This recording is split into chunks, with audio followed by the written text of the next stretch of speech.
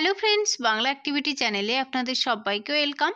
৩২,০০০ শিক্ষকের চাকরি বাতিলের মামলায় বড়সড় মোড়। কিভাবে কিছু শিক্ষক চাকরি ফিরে পেলেন, এই ভিডিওতে আমরা বিস্তারিত জেনে নেব। ৩২,০০০ প্রশিক্ষণহীন প্রাথমিক শিক্ষকের চাকরি বাতিলের মামলায় কলকাতা হাইকোর্টে এক নতুন মোড়।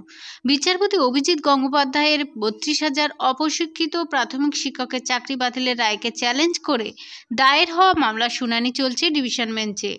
তবে এরই মধ্যে কিছু সংখ্যক আবেদনকারী স্বস্তি পেয়েছেন এবং তাদের চাকরি সুরক্ষিত হয়েছে। এই মামলায় বিস্তারিত আলোচনা করব এবং জানব কিভাবে কিছু শিক্ষক এই জটিল পরিস্থিতিতে মুক্তি পেলেন। এই মামলা শুরু হয় যখন কলকাতা হাইকোর্টের একক বেঞ্চের বিচারপতি অভিজিৎ গঙ্গোপাধ্যায় 2017 এবং 2021 সালের নিয়োগ প্রক্রিয়ায় 16,500 শিক্ষকের ব্রেকআপ মার্কস প্রকাশের নির্দেশ দেন।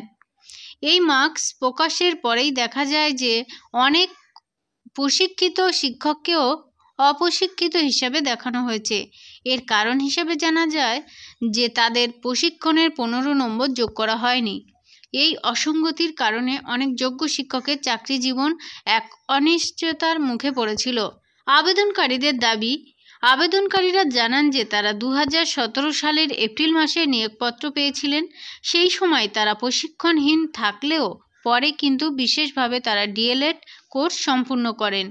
বিচারপতি অভিজিৎ বন্দ্যোপাধ্যায় একটি পূর্ববর্তী নির্দেশ অনুসারে বিশেষ ডিএলএড প্রার্থীদের প্রশিক্ষিত হিসাবে গণ্য করার কথা ছিল, কিন্তু সার্ভারের পুরানো ডেটার কারণে তাদের অপ্রশিক্ষিত হিসাবে দেখানো হয়, যা প্রতি এক বড় অবিচার হয়েছিল। তাদের প্রতি কিন্তু এক বড় অবিচার হয়েছিল। বোর্ডের ব্যাখ্যা কি না, প্রাথমিক শিক্ষা পর্ষদের আইনজীবী রাতুল বিশ্বাস জানায় যে বিচারপতি গঙ্গোপাধ্যায়ের বেঁধে দেওয়া সময়ের মধ্যে ব্রেকআপ মার্কস প্রকাশ করতে গিয়ে এই ত্রুটি ঘটেছে। নির্দিষ্ট পরিকাঠামো এবং প্রযুক্তিগত সুবিধার অভাবে তারা সঠিক সময়ে ডেটা সংশোধন করতে পারেননি, তাই পুরনো তালিকাটি আপলোড করা হয়। বোর্ড এখনও এই ত্রুটি সংশোধনের জন্য প্রয়োজনীয় প্রযুক্তিগত সরঞ্জাম পায়নি বলে জানিয়েছে। আদালতের চূড়ান্ত সিদ্ধান্ত কি না, মাননীয় বিচারপতি তপব্রত চক্রবর্তী বোর্ডের প্রযুক্তিগত সীমাবদ্ধতার বিষয়টি অনুধাবন করেন।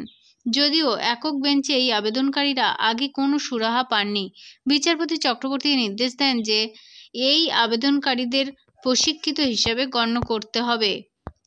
এই রায়ের ফলে নির্দিষ্ট আবেদনকারীরা এখন আরও 32,000 অপ্রশিক্ষিত শিক্ষকের মামলায় অংশ নেন। তাদের চাকরি এবং সুরক্ষিত এবং তারা প্রশিক্ষিত শিক্ষকদের সমস্ত সুযোগ সুবিধা পাবেন।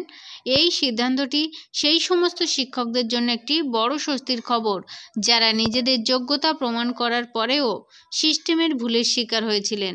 এই ঘটনাটি আবারও প্রমাণ করে যে বিচার ব্যবস্থার উপর কিন্তু আস্থা রাখা কতটা জরুরি। অনেক ধন্যবাদ সঙ্গে থাকার জন্য। পরবর্তী আপডেটের জন্য প্লিজ চ্যানেলটাকে সাবস্ক্রাইব করে পাশে থাকবেন।